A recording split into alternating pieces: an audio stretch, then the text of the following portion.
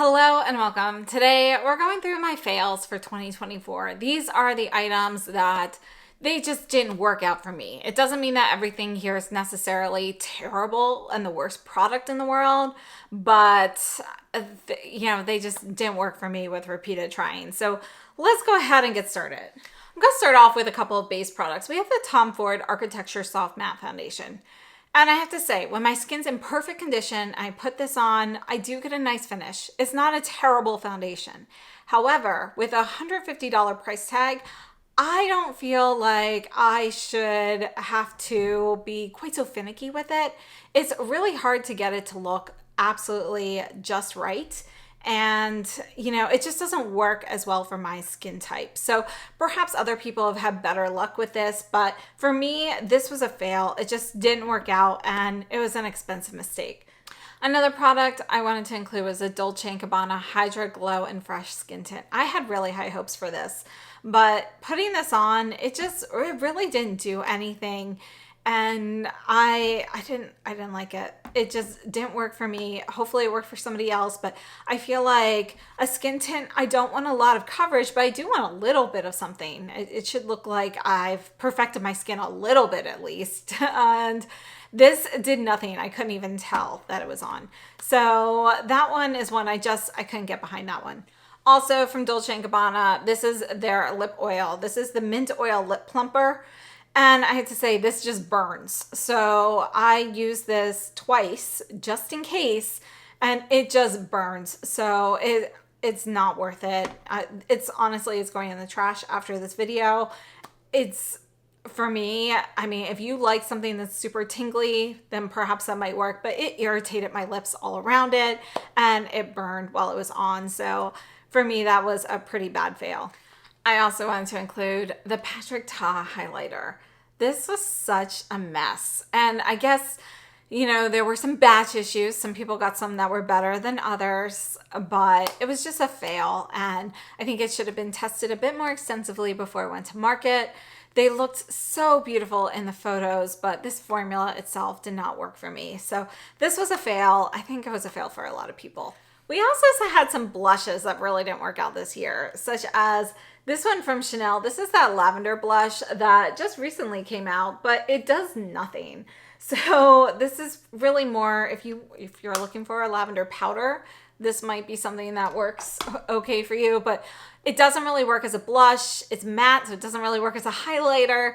It just doesn't really seem to have a great purpose. Another purple one that I did not love is the Dior Amour. These were the blush duos from Dior, and these just really didn't, this one in particular, it just doesn't do much on my skin. Now, I do know that for some people, this worked out really well. For me, I just didn't find this one to be worth the money, and I feel like you get pretty much no color payoff for what you're getting. If you are more fair than I am, then this duo might work really well for you, but I feel like I'm pretty fair, and it really doesn't show up on me. Another one that I thought wasn't worth it is the Rose Popeline from Dior. This is number 280. This is a matte soft pink blush. And again, you can see all of these blushes, they don't really show up. The matte one for the Dior and the Chanel, there's just not really another purpose you could use these for, perhaps as like an eyeshadow base or something like that. But I just don't think they're worth it. Another product that wasn't worth it to me was the Westman Atelier concealer. Now, it's not a true fail. It's not the worst concealer in the world, but my issue is it is pretty oily. So I do find that it doesn't hold up throughout the day. We get some creasing, a little bit of an oily mess at times. I think it's better than the liquid skin tint that she came out with last year, but it's still not a great concealer, and it gathers under the eyes. I think this is one that might work better on people who are younger with firmer under eye skin with no wrinkles, so you don't have anything to gather into. But just using a little bit of this, it can look nice upon first application, but it doesn't wear well throughout the day. So I find that to be a fail. And again, it's pretty expensive for a concealer, so I would expect it to work better than it does. Also from Westman Atelier, the new lipsticks. I personally do not like the new lipsticks. I know other people do really like them. And I agree that the shades can be nice, but they just don't perform well on my lips. I feel like they're just not good. So mix that with the concealer. So I think for me, these lipsticks, if I want to use them, then really what I need to do is put a swatch of the color on my hand and tap some on and have that blurred lip look. But when I use these straight from the bullet, they're very dry on my lips and they make my lips look dry and wrinkly. And you know, that's my issue with these. So for me, they didn't work out. I know some people absolutely love them, but I think there are just way better options out there personally. We have some other lip fails this year. I tried a ton of lipstick, so unfortunately, it's always hard to narrow down the favorites and the worst ones. This year, the worst ones were really easy. This one here, these are the Bobbi Brown liquid, the Luxe Matte Liquid Lipstick. This is the shade Lunch Date. And they came out with some of these for permanent shades as well as some for limited edition shades. This is a matte creamy lipstick. It doesn't fully set down, and I feel like this is one that gathers in the line, so it makes my lips look dry. It doesn't necessarily feel dry, but it doesn't feel hydrating either.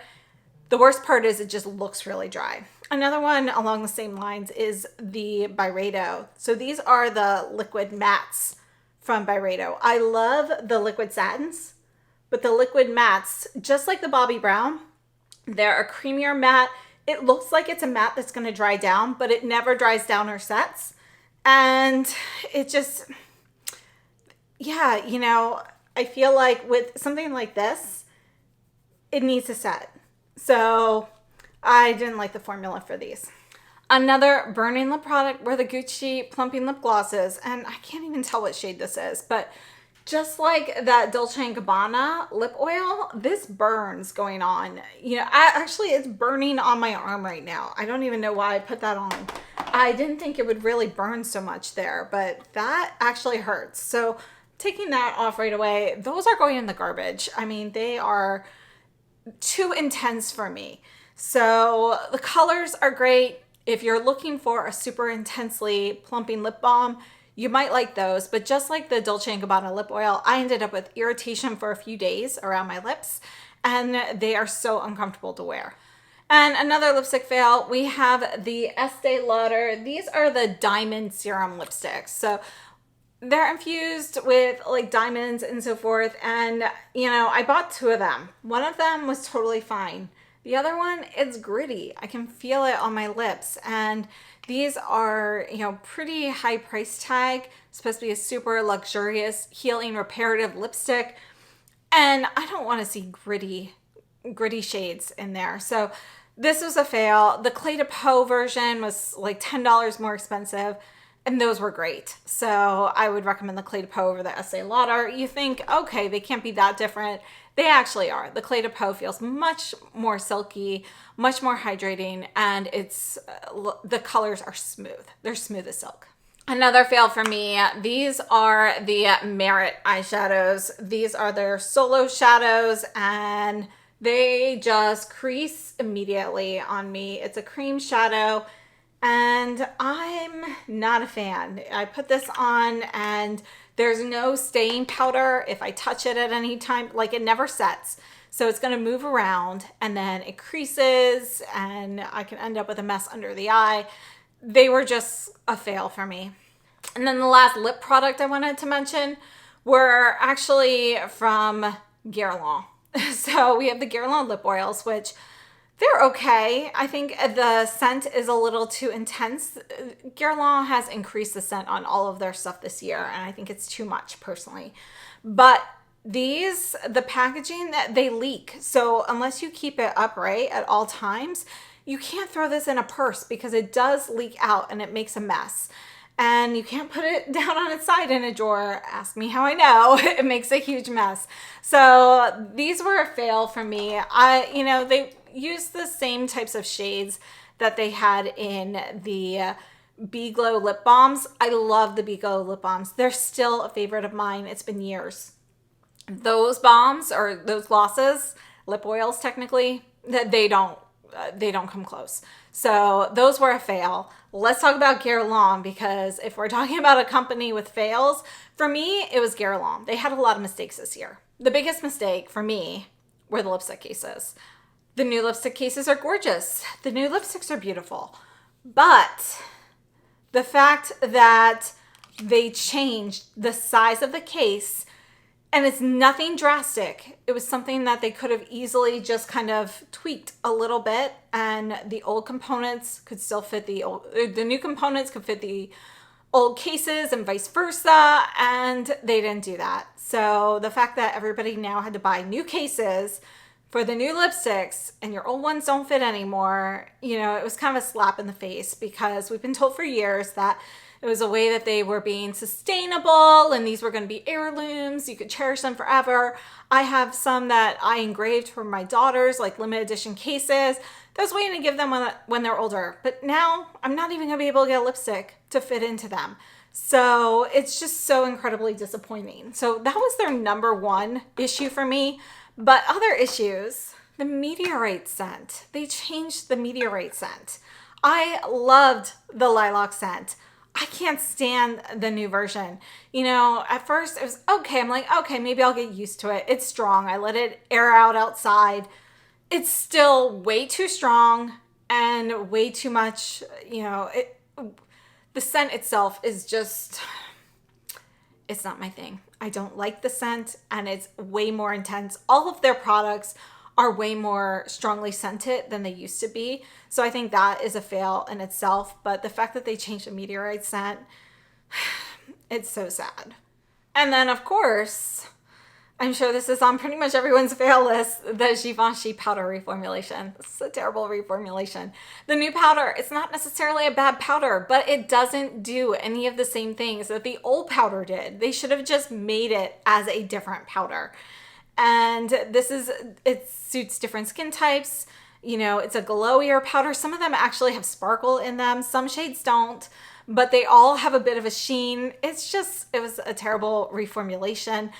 Although the new powder still, can be good for some people, it should be marketed as a separate powder, in my opinion. So those are my major fails for 2024. I'd love to know what didn't work out for you. Of course, there were other products that I didn't really love or like, but just because I don't like something doesn't necessarily make it a fail. If the formula is still good and it just doesn't suit me, then that's not something that would make it to a list. If it was just okay, or, it wasn't great, but it wasn't terrible for me, those didn't make it to a list. For me, these were the things that I really regret purchasing. And yeah, I'd love to know your thoughts. So thanks so much for watching. Please share your fails down below in the comments. That way everybody can kind of chime in and we have a nice shopping list going of what not to buy. So thank you so much for tuning in. I hope you're having a great holiday season. I'll see you very soon. Have a great day.